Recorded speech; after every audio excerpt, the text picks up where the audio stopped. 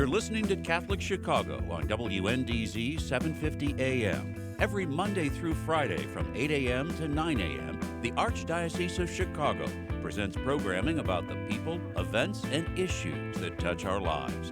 Thanks for letting us be part of your morning. Now again, Catholic Chicago.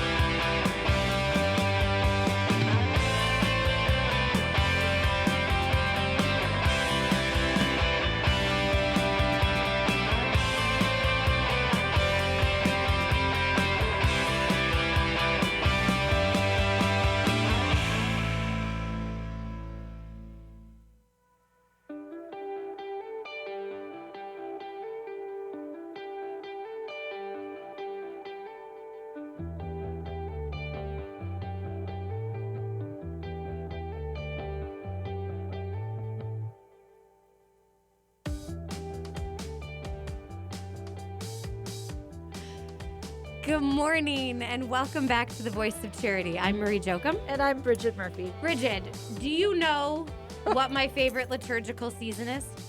Lent? No, I like that, but no. I don't really know all my liturgical seasons. Yeah, maybe we shouldn't do this with Father on the phone, but my favorite liturgical season is Advent, and here we are in Advent. How did that happen? I mean, it's perfect. It's a perfect segue into what we're going to talk about today.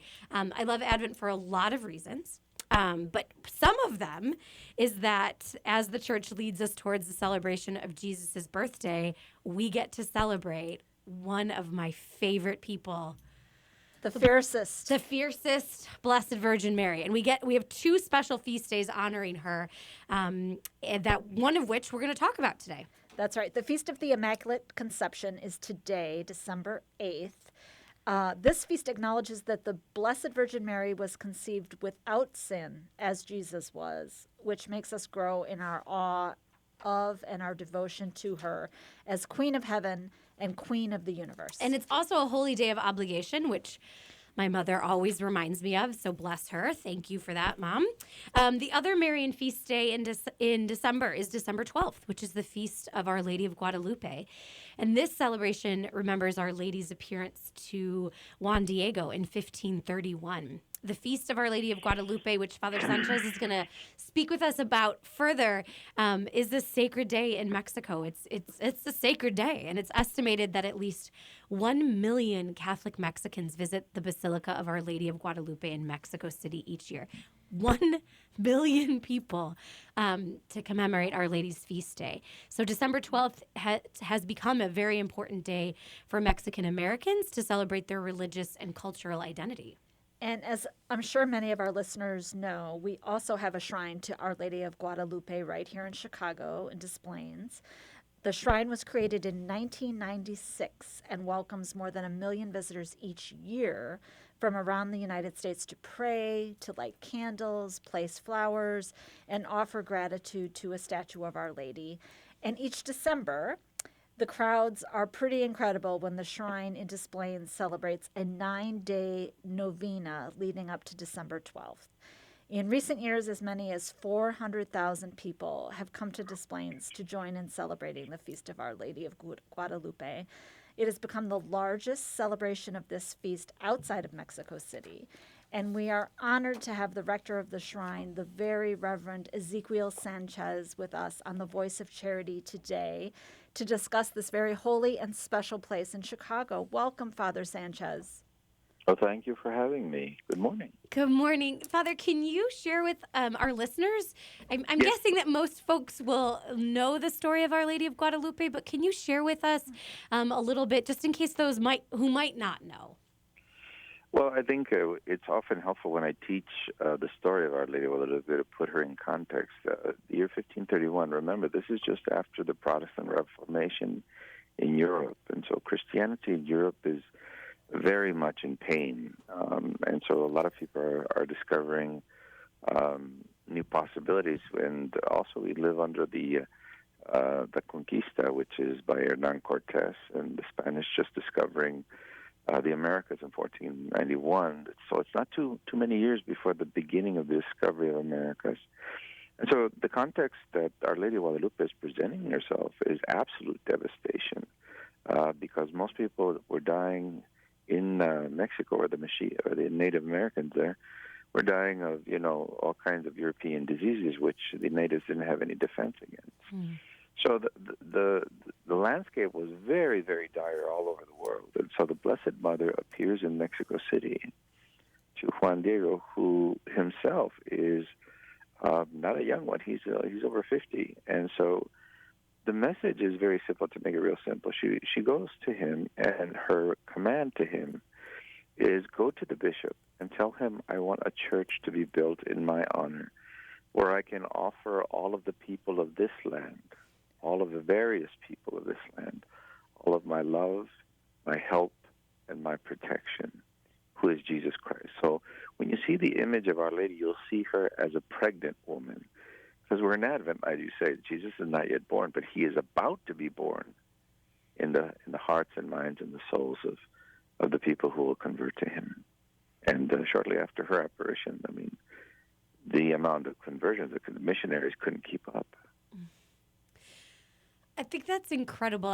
As I'm listening to you, you can't help but sort of draw parallels to the time we're living in now, right? Of course, it's different in many ways, but this need for Mary, right? This need for love and protection and healing for our land, but for the world as well during this time of pandemic. It's really, I had the goosebumps as you were talking, thinking about those parallels. Right, and so the people who are really in need really come to her, because she's actually, if you think about all the other Marian apparitions, why does God allow them? Why does God allow Mary to kind of run around the world talking to people? Well, the reason why he does that is because he is giving her the freedom to be what he gave. He is allowing her to be mother. Mm-hmm. He's allowing her to speak to us, her children. And that's what a mother does. She gives us her counsel. She gives us her love, her help, and protection. And so in 1531, the situation was very, very dire, and for all humanity. But even in, when you say people over all this land, most people think the native Mexicans. No. The Spaniards began to convert because they lost belief in their faith. Remember, the faith in Europe was really hurting. And we also had a situation of African slavery.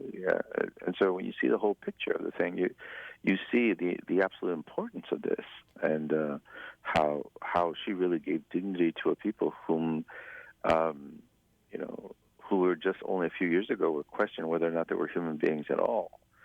And so it was a very difficult time for people. When you got this gentleman called Juan Diego, he is a convert. He's not even a baptized Christian yet. He's a catechumen.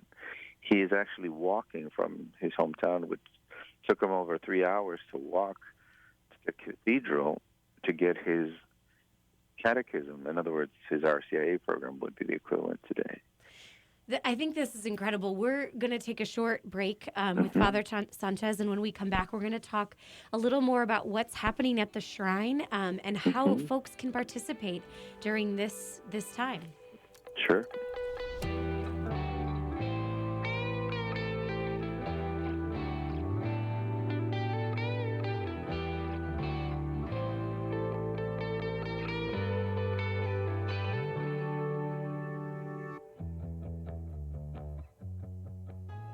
Catholic Charities staff members work every day to end poverty and homelessness.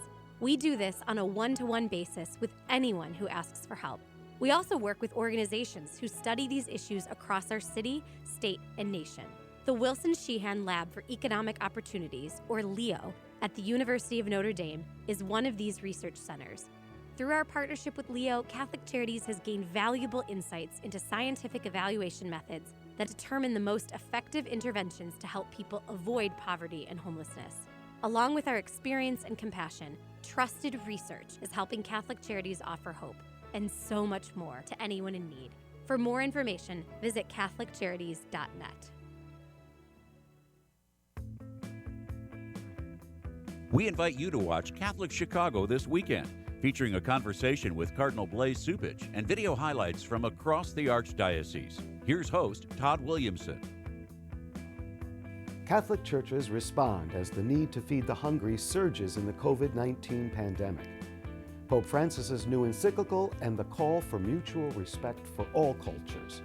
And a local priest ready to run even when the Chicago Marathon is canceled. Watch Catholic Chicago Friday at 7 p.m. on Chicago Loop Cable, Channel 25, and Sunday afternoon at 3 on the Comcast Network, Channel 100.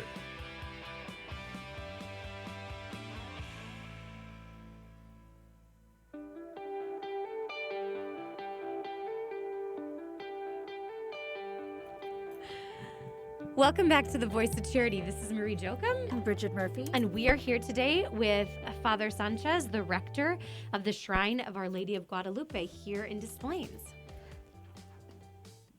Father Sanchez, can you tell us a little bit about how the devotion to Our Lady of Guadalupe started in Chicago? Well, the devotion in Des Plaines started in 1986, and it really began with a community looking for a place to be able to honor Our Lady. Many parishes back then didn't have many Hispanics in them, and they really didn't understand it. It was Maryville Academy who welcomed them with Father John Smith. So since then, the people have been congregating there for the December 12th feast day.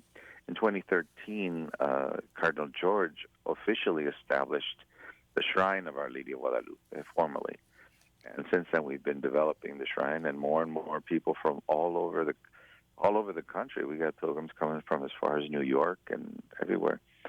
People's desire for it, I mean, the best way I could describe why people come is when you listen to them, when you watch them. So my primary job is to welcome the pilgrim, and then when you welcome them, you hear their story. If I may, there's a simple anecdote. We had one of our local reporters here, who asked the same question: Why do so many people come? And there was a gentleman walking on his knees as he was asking me this, and I said, "Well, ask him." Huh. And he approached him. The reporter approached the gentleman, and it's snowing and it's really cold outside. This guy's walking on his knees for a mile, and you can see his knees are a little bloody, and he's hurt, but he's doing this. He's trying to get to the shrine, to the image of Our Lady. The reporter asked him, "Why are you doing such a strong penance?" And then he turns around with eyes, teared up, saying, "My daughter is sick. I have no insurance. I have no money. And she's my last hope." And the mouth dropped. I said, "Yes, that's the reason why people come. They have something that serious." So when you see the extremity of the penances, you're looking at the extremity of what's happening in the soul. Mm. You see, and so experiences like that, and we tried to soften it by all this wonderful cultural celebration. So it's not just Mexicans; she's really patroness of the America. So we encourage everyone who wants to open their heart, please come. And yes, it's peppered and flavored with Latino music and food and that sort of thing. But the intensity of the spiritual intensity is universal. There's nothing like walking into a situation like that with thousands of pilgrims, and when you finally get to be in front of her, oh my God, it is an unforgettable experience. You basically feel her. You experience her real presence there, and especially when I see little children come, the entire families come. And the little children will never forget that experience. They'll never forget that experience when Mom and Dad took me to the shrine, and we gave our flowers to our Blessed Mother, and they taught us about the love of Mary. I think, what you're describing is so beautiful, and I really encourage, we're going to talk a little bit later in the show how things are different this year, but we won't be in a pandemic forever. Right. And so I just really encourage folks to join. I have been only once, and it was a very important, beautiful experience. My mother brought me, and she has a strong devotion to the Blessed Mother, and it is special. It is life-changing. It is intense. And I think, we're going to get back there.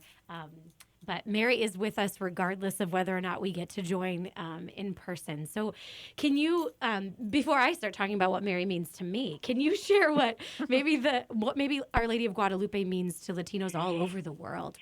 What she sort of represents to folks? Well, I think you said yourself we have two main devotions. One is the Immaculate Conception. And if we've done our job right with talking to people about Mary, we help them understand that Mary lives up to her title. She is the new Ark of the Covenant, and she is a major intercessor. So sometimes people's relationships resemble their family relationships. So I don't know if you've ever gotten in trouble with your dad, but if you got in trouble with your dad before dad comes home from work, you ask mom, please soften him up a little bit. Not Brigid and I, not us. I don't know what you're talking about. Well, I mean, it's that organic. She's not an idea; she's an actual person, and you deal with her in that way. So they love her as mother. As true mother of ours. She's the mother of our family. She's the mother of our faith. And, I think Catholics who really highlight the very importance of family and the roles that different members of the family play, it's such an organic thing, just like Catholic faith is about family. The saints are our brothers and sisters. Yeah. Big brother, big sister. Mary's our beloved mother, and Jesus, our Lord and Savior, but always trying to get us to the Father. And so all these connections are so real because, they connect them so easily, organically to the family itself. So it's funny because when I do weddings from time to time, that part where it says, have you come here freely to get married? Do you promise to love each other all your life? And then I always throw in, will you accept the 15 children God will give you through the days in this world? Oh, boy. And they're looking at me, what are you talking about? I was like, well, we love family. We do love family. That's we do. Awesome. Father Sanchez, we just have a couple minutes before we have to take another break, but I could listen to you talk all day. Tell us, we know changes have been made, obviously, due to the pandemic for this year's celebrations. Can you tell us a little bit about what is and is not happening? Yeah, briefly. We've had, because of the COVID, we've had, in consultation with the Cardinal, we had to just cancel the celebrations for this year.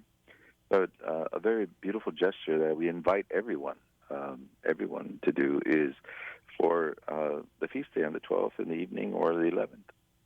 Would you light a candle and carefully put it on the window facing the street?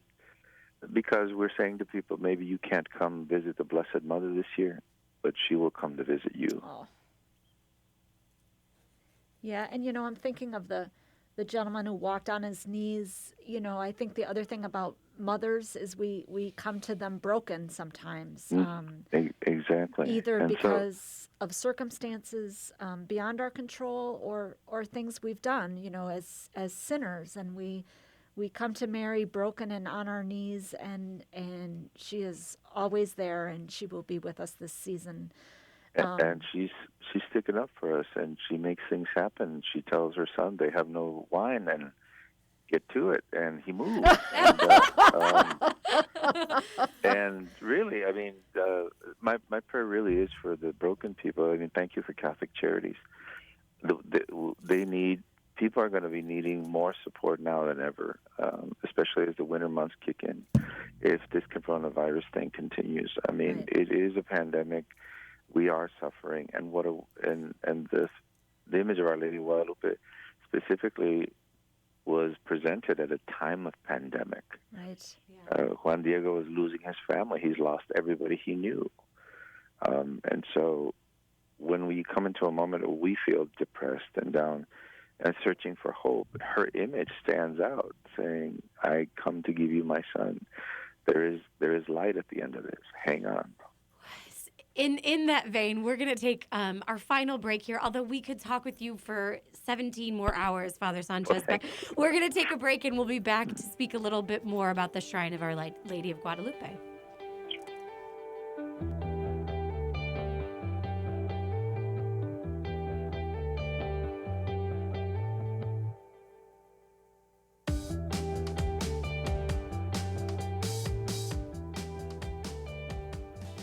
Catholic Charities' celebration of giving is underway, and we need your help more than ever. Now in its 73rd year, the celebration of giving was started by a group of adoptive parents who wanted to buy gifts for children who had not yet been adopted. This wonderful idea spread at Catholic Charities, and last year, 25,000 gifts were given to people who would otherwise have nothing to open Christmas Day. Our online partners make it easy to donate toys. Gift cards are so appreciated by teenagers, too. Gather your friends, family, colleagues, and neighbors and join this huge, awesome outpouring of kindness that is filled with the spirit of Christmas. To learn more, visit CatholicCharities.net/celebration or call 312-655-7401. Thank you from everyone at Catholic Charities.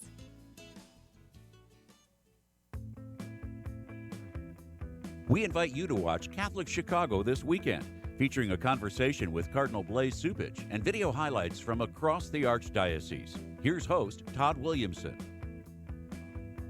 Catholic churches respond as the need to feed the hungry surges in the COVID-19 pandemic. Pope Francis's new encyclical and the call for mutual respect for all cultures. And a local priest ready to run even when the Chicago Marathon is canceled. Watch Catholic Chicago Friday at 7 p.m. on Chicago Loop Cable, Channel 25, and Sunday afternoon at 3 on the Comcast Network, Channel 100.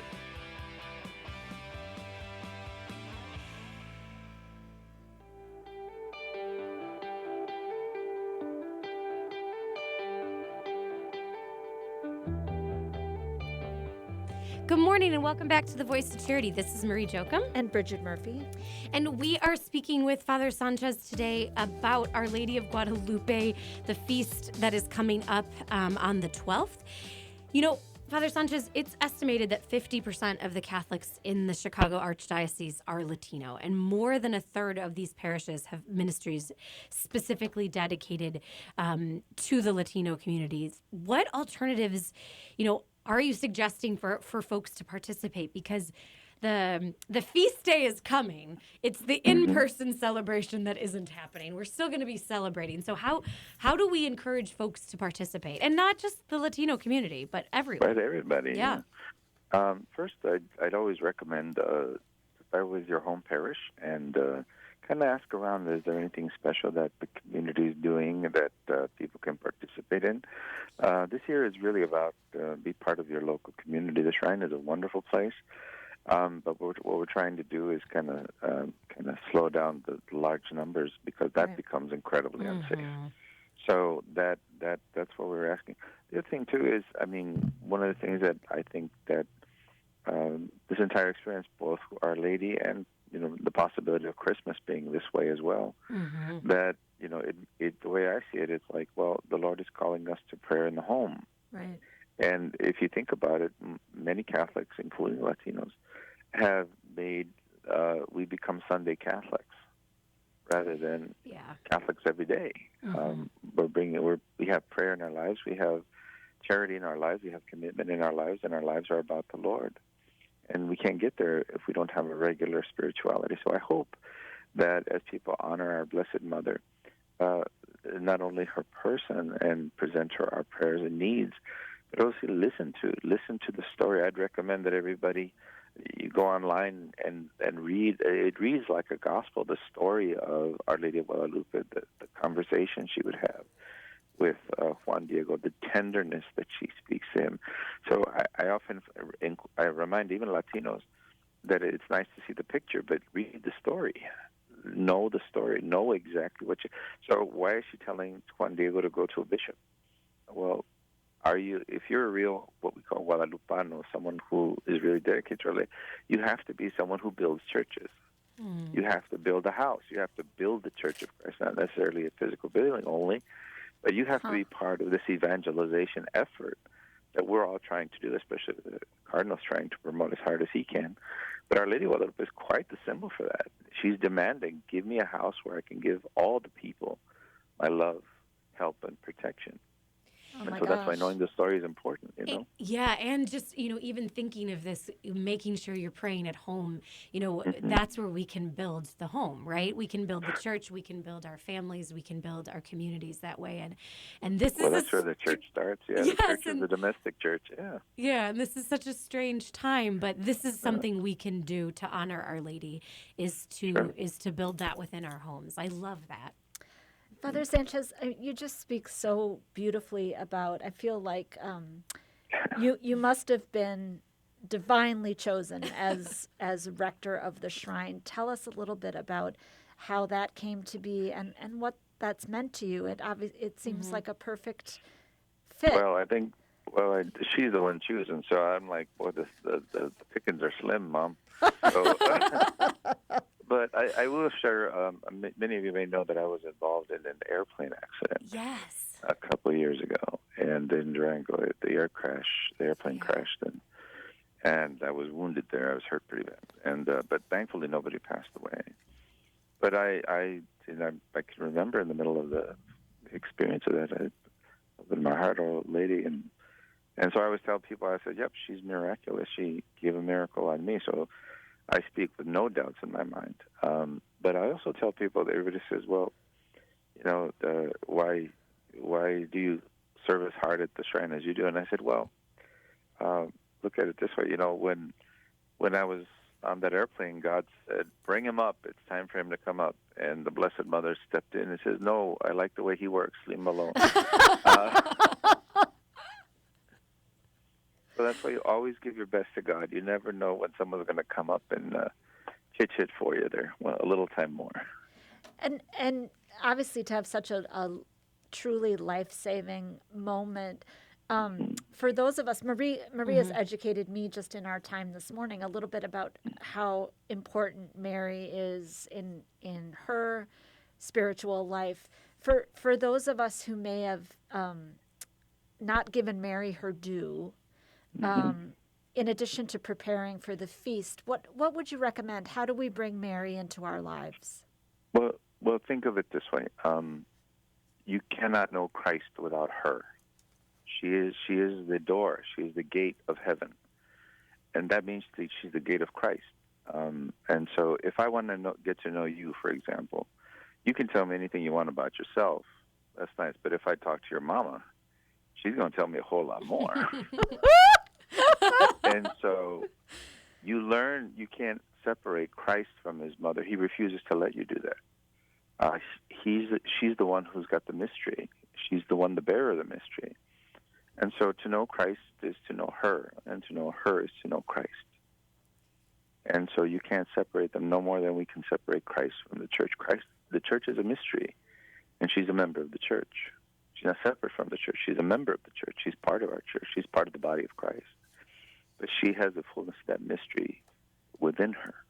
And so meditating upon her, giving her time, listening to her, listening to the mysteries, especially the rosary, will give you insights into the beauty of who you are and your future after this life. You have to keep your eye on the prize. Got it. Well, we have our assignment. Some of us need it more than others. No, we all need it. We all need it. Father Sanchez, we're going to have you back. Yes. Well, thank you. We're just going to come visit you, Bridget and I, though, actually, Well, when this there you pandemic's go. over. Always welcome. Always welcome. Such peace and wisdom you've brought to us today. I'm glad I'm helpful. Yeah. We're glad Mary fought for you. And thank you for all you're doing to bring all of us closer to Our Lady and to our God, and all you do at the shrine. We're so grateful for your time today. May she be our banner of hope always. Thank you very Amen. much for having me. Amen. So tune in next week on The Voice of Charity when we'll be speaking with an incredible family, speaking of the importance of families, who's a true inspiration to everyone at Catholic Charities. For now, this is Marie Jochum. And Brigid Murphy. Wishing you all a safe, healthy, and happy week from all of us at Catholic Charities. Be well.